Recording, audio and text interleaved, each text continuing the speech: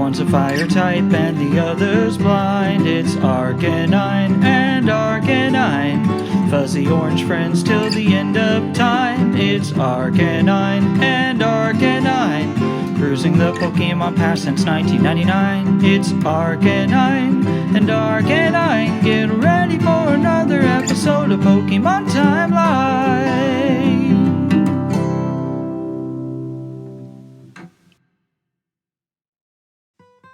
Hello there, and welcome to another episode of Pokemon Timeline, the series that dictates each set in the Pokemon TCG on the 25th anniversary of their release, and breaks it down into tangible, simple, short, and understandable, relatable facts for the fellow friends and collectors in the TCG. I am Arc, the Canine, and this is my friend here, Arcanine. So, without further ado, y'all, let's do our best to try and collect them all. So today, on the first episode of Pokemon Timeline, we're going to start where it all began. That's right, back in 1999, or 1996 if you're being technical, but in October. Yes, October of 1996, on the 20th of October, the Pokemon base set was released in Japan. Now, it didn't come over here until January 9th of 1999. That's when it all started for us and Pokemania had begun in America. So, when we had this set released, it was pretty simple. At the time, we didn't have everything like we have today. We didn't have all of the hustle and bustle of alternate arts and secret rares and all that stuff. We did not have that. We simply had holos. So, in this set, your breakdown was basically like this. You had your holographic cards, which were numbers 1 through 16. Yeah, there were 16 holographics. And then you had your rares. Now, your rares were a little more split up, but there were 16 of those in the American base set as well. And those were numbers 17 to 22 and 70 to 79. Now, you had uncommons as well, and there were 32 of those, so we're doubling the numbers here. So, the uncommons were, if memory serves, numbers 23 to 42, and numbers 80 to 90, and, coincidentally, number 96. So, then you had the uncommons, and then you had the commons. Now, the commons are obviously the most common, so you had 38 of those in the master set of Pokemon base set. And those were numbered 43 to 69, nice. And then you had numbers 91 to 95. And then you had numbers 97 to 102, which completed out the set. So again, there were 102 cards. There were 69 Pokemon. Again, nice. You had 26 trainers. And then you concluded it out with 7 energies. So that was the basic breakdown of the set. Now there were 11 cards in each pack. It was a little different at the time. So we had 11 cards back then in the American Standard pack. And you had a conglomeration of 5 commons, 3 uncommons, and 2 energies, and then 1 rare. And the rare card could be either a holo or non-holo, and it was 3 from the back. So that is the card trick. There were 3 artworks for this set. There was the Blastoise, the Venusaur, and of course my personal favorite, the Charizard. And so the Charizard was the chase card. If you're wondering, basically the chase cards were the holos, but Charizard still to this day is the card that you want to get. So that concludes basically the breakdown of the set. Now, there were a few interesting caveats that I just want to mention because this is the 25th anniversary, for crying out loud. And so, back then, MSRP for a booster pack was $3, okay? And the MSRP for a booster box of 36 packs was going to run you, we'll call it about $108 to $110. And just as a bookmarker here, just as the history progresses, I want to say that as of right now in 2024, on the 25th anniversary, an unlimited booster box sealed is going to run you about 15 grand. a Japanese booster box is going to run you about 24 to 25 grand. And for God's sake, a first edition sealed booster box is going to run you somewhere in the ballpark of $200,000. That's basically a house, everybody. That's just insane to me. So there were 4 different prints. Now this is something that I have to talk about because it's just so unique to this set. But because it was the first set, you had first edition, which you can tell obviously by the first edition stamp. And you can tell that, you know, it's when you're looking at the card, it's going to be right below the artwork on the right side there. You know, the little black stamp with a little white first edition. Yeah. But then you had the second print run. And the second print run was known as Shadowless. And it's basically pretty self-explanatory. I mean, if it's Shadowless, then you're basically going to have no shadow below the artwork border. That's kind of what it does. The third print, which I will be showing later in this video, my holo collection of, so you do get to see some cards later, is unlimited. And it's basically what it sounds like. It's just unlimited. It's basically the typical standard that odds are, unless you know different, that's probably what you have sitting in your binder or your closet. And then there was a 4th print. Now, to my knowledge, it's kind of sketchy. We don't have exact information on this. But I believe that this was a UK print predominantly, and this was called 4th print, and you could only tell it looked like unlimited except for the very bottom of the card where it said Game Freak, and it had 1999, 2000. The 2000 was the relevant difference because that basically made it so that you could tell that the card was 4th print. So with this, that was basically it. You know, we didn't have Elite Trainer boxes and all that. We don't get to that till years and years down the road. But what we did have is we had 4 decks that came out. 4 basic, you know, starter decks. There were 60 card decks that came with the Chansey coin and a rule book that I'm sure is just lovely and totally not outdated now. And, you know, you got some glass counters, you know, things like that. So I believe you even got a, yeah, you did. You got a base set checklist. That way, you know, because we didn't exactly use the internet as much as we do now. You know, that was like 25 years ago. Dial-up sounds, anyone? But, no. So there were 4 decks.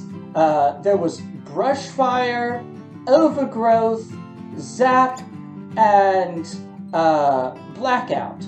So these 4 decks had a holographic, so basically your Brushfire one, you had a Ninetales, and that deck was a Firegrass deck, so you were guaranteed 1 holo.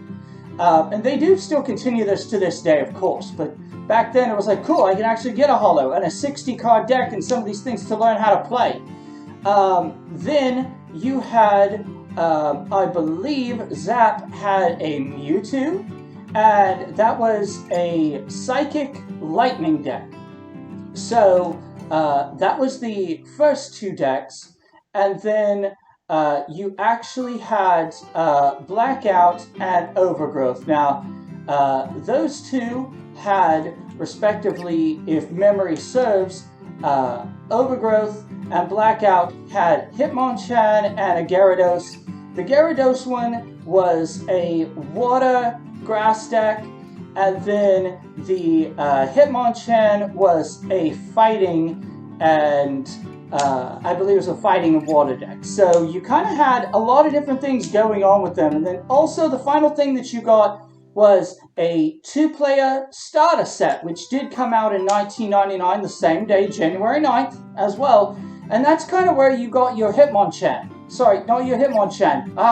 Your Machamp. Because your Machamp is the one that everybody's always confused about. They're like, oh my god, I've got a first edition card. It's like, yeah, but all of them came that way, unless yours came from Trainer Deck A, in which case, holy crap, you got something that's worth more than the first edition. But yeah, so again, the ratios for these packs were basically 1 in 3 was a holo, and that's what we were chasing. And that's pretty much rounding out what base set was. I mean, it was what started the game for us. It's so nostalgic, but I just wanted to tell you guys about it, special on the 25th anniversary of this release, and just kind of give you a little update. So now we're going to get away from this couch, and we're going to tell Arcanine that he can go chill and not set my cards on fire. And we're going to show you the 16 holographic cards that I have in my personal collection. So, the first card that we have here for our set is the Alakazam. This is number 1 of 102, and this is the first holographic rare. Now, the second one that I'm getting ready to get right here is the Blastoise. This is definitely one of the chase cards, probably the second most expensive card from the set, and personally my favorite because it's blue.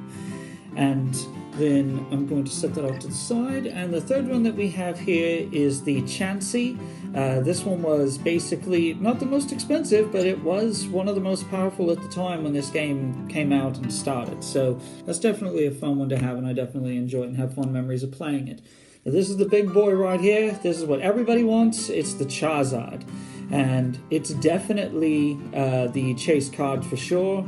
Usually goes for not under $250, even raw, unless it's heavily played and destroyed. So up next here we have our Clefairy. And so this is one of the cards that admittedly isn't one of my favorites. I don't hate it. It's just if I'm thinking about classic cards from the set, this isn't one of my favorites. But, you know, it's still nostalgic nonetheless. So it's definitely part of the set as the number 5 card. Coming up, we have the number 6 card, and this was the one that you would get out of the Overgrowth deck. This is the Gyarados, and you could also get it from the pack, of course, but Gyarados, definitely going from Magikarp to Gyarados. That's a big boy. Definitely love him so much.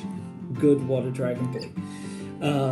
Then you have the Hitmonchan, and the Hitmonchan came from the Blackout deck, so it was definitely another one of those that I remember very fondly as a kid. I actually think that was one of my first products that I got, actually. But yeah, Hitmonchan, good card.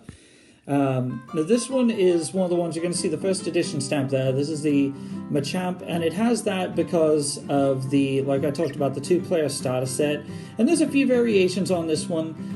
This one is actually just the one that I currently have. It's from the 2000 2-player starter set, but nonetheless, it's still from the base set. It just has the Cosmos holofoil, which most of these are the Starlight holofoil. So that's that. Maybe I'll get the 1999 version someday. Just a slightly different holo pattern. Now, coming up next, this is Magneton, and this is one of the ones that people frankly kind of didn't want to get, I'm not going to lie. It was just one of the ones that people didn't really care for that much, but nonetheless, still nostalgic. It's kind of grown on me over time, for sure. So, coming up here, we have number 10, and this boy, I remember the first movie, have so much memories of this guy. But Mewtwo, definitely the king over here. I know a lot of people like Charizard, and I love Charizard too, but Mewtwo, definitely a pretty cool Pokemon in my opinion, and very nostalgic. Then we have the Nidoking, and Nidoking was one of the Pokemon, again, it kind of goes there with Clefairy and Hitmonchan and Magneton. It's not that I don't like it, it's just kind of there, it's in the middle, but not one of the chase cards, but still a fun card to have and very nostalgic looking nonetheless. Now, this is one of my favorite fire Pokemon. This is the Ninetales, and I absolutely love Ninetales. Vulpix is one of my favorite Pokemon of all time, and so I definitely love this card. Really, really love it. Up next here, we have Poliwrath, and definitely remember this from the show. Remember Misty, remember even though Misty was a Poliwhirl at the time, but eventually became Poliwrath, so just one of those things that very nostalgic, kind of a water-type Pokemon, and so definitely going with the blue theme in my opinion. I just always love this guy. Definitely love the swirl on his chest, if you want to call it that. And then, of course, we have basically the evolved mascot of the franchise in a way. We have our Raichu. And this one is obviously not, but just as a heads up, there was a few released over the course of time back in base set that was a pre-release Raichu that were on the thing with the that were on the print press with the pre-release Clefable. So obviously it would have the pre-release stamp on it, but that one does not. But just want to mention there's a few of them floating out there. And then up next here we have the Venusaur, so completing out the big three boys. Definitely like me some Venusaur, but he's definitely my third favorite out of the three. And again, all these are Starlight Rares, and so you can kind of tell by the holo patterns that they have. They're not Cosmos yet. We don't get there till later. But yeah, definitely like me some Venusaur. Now the final card in the set here, number 16, this is Zapdos. And of course, we would get the other two legendary birds later, but of course, only one of them appears here. And just as a heads up, I do want to mention that there are Disco holo foils that exist that are test prints of a lot of these cards, but I don't have any of those. Those are really expensive, and quite frankly, I'd rather just have the 16 cards that I just showed you, which are the complete holographic set of unlimited base sets. So yeah, I definitely hope that you enjoyed this little card segment, getting to see some of these cards in person. And with that, fellow Pokemon trainers and masters, that brings to a close another episode of Pokemon Timeline. Be sure to like, comment, and subscribe, because these episodes will continue to come out periodically as the 25th anniversary of each Pokemon set arrives down the line. Until next time, keep collecting, and remember, you gotta catch 'em all. See you later.